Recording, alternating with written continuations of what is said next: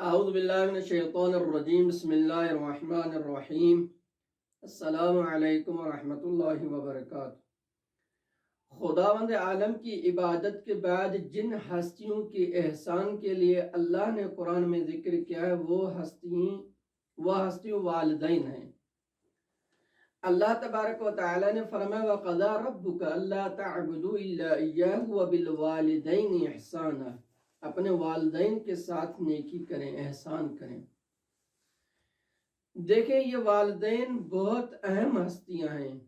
ہم جتنی بھی ہماری زندگی ہو، جتنی بھی بڑی عمر ہو، عمر دراز ہو جائے، طولانی ہو جائے، لیکن والدین کا احسان ہم کبھی بھی نہیں چکا سکتے۔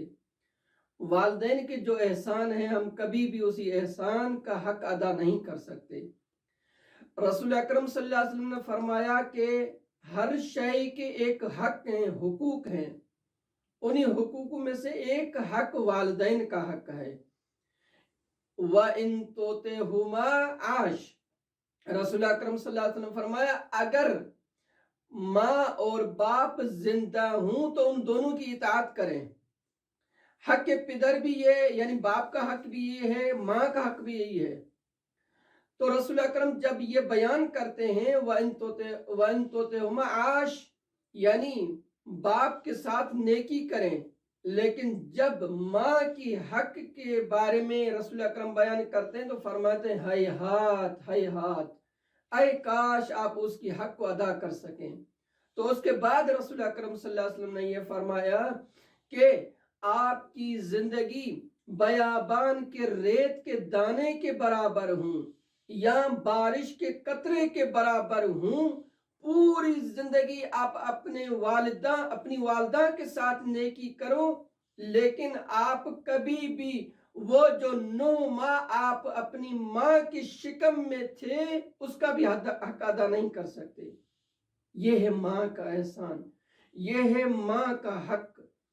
تو اس کے بعد ایک شخص ہے رسول اکرم صلی اللہ علیہ وسلم کے پاس آتے ہیں، وہ کہتے ہیں کہ میری ماں بوڑھی ہو گئی ہے اور وہ ابھی بد اخلاق ہے اور میرے ساتھ بدسلوکی کرتی ہے۔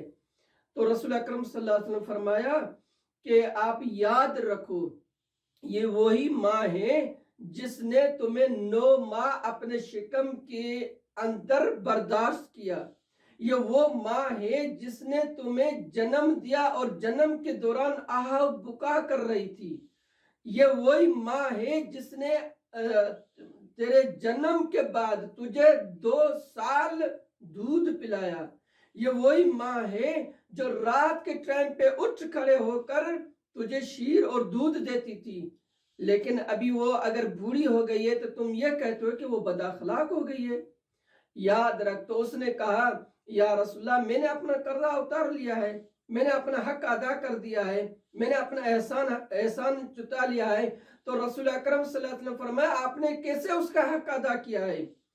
تو اس نے یہ کہا کہ میں نے اپنی ماں کو اپنی پیٹھ پہ اٹھا کر پیدل 2 بار حج کروایا ہے۔